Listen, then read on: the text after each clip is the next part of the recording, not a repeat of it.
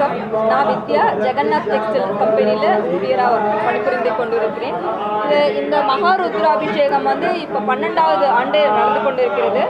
இதை உலக லோகா சமஸ்தா சுகினா பவந்துன்ற மாதிரி உலக சேமத்துக்கோசரம் இந்த மகாருத்ராபிஷேகம் நடந்துட்டு இருக்கு.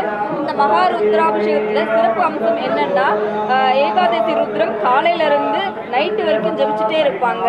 அது மட்டும் இல்லாமல் இங்கே சிட்டியில் இருக்கிற ஒரு 108 கோவில்களுக்கு நம்ம போய் அவங்களுக்கு ஒரு தட்சணை கொடுக்கறதுக்கு பாஸ் கொடுத்துட்டு வருவோம். அதை வச்சு அவங்க இங்கே ருத்ரம் பாராயணம் பண்ணி அவங்களுக்கு அந்த தட்சணையை கொடுக்குறோம். ருத்ர பாராயணம் பண்ணும்போது என்ன ஆகுது அப்படின்னு சொன்னால், மழை முன்மாறி பொழியும், எல்லாருக்கும் தேக ஆரோக்கியம், தீர்க்க ஆயுசு, இந்த மாதிரி நிறைய விஷயங்கள், நல்ல விஷயங்கள் எல்லாருக்கும் மக்கள், கோயம்புத்தூர் மக்கள், தமிழ்நாட்டு மக்கள், இந்தியா மக்கள் அனைவருக்கும் இது போய் சேரணும் அப்படிங்கிறதுக்கு இந்த ஒரு நல்ல காரியம் வருஷம் ஸ்ரவண மாசத்துல இந்த ராஜஸ்தானி சங்கத்தில் நடந்துகிட்டு இருக்கு.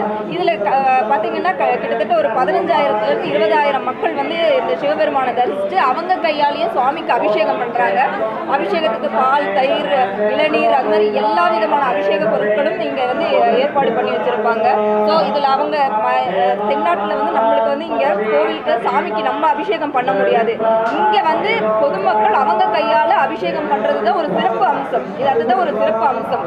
மற்ற கோயிலில் இதில் வட இந்தியாவில் தான் அந்த மாதிரி பண்ண முடியும். இங்கே இது மாதிரி பண்ணுற ஒரு ஆப்ஷன் கிடச்சிருக்கிறதுனால மக்கள்லாம் இதில் கலந்துக்கணும் ரொம்ப ஆர்வமாக இருக்காங்க.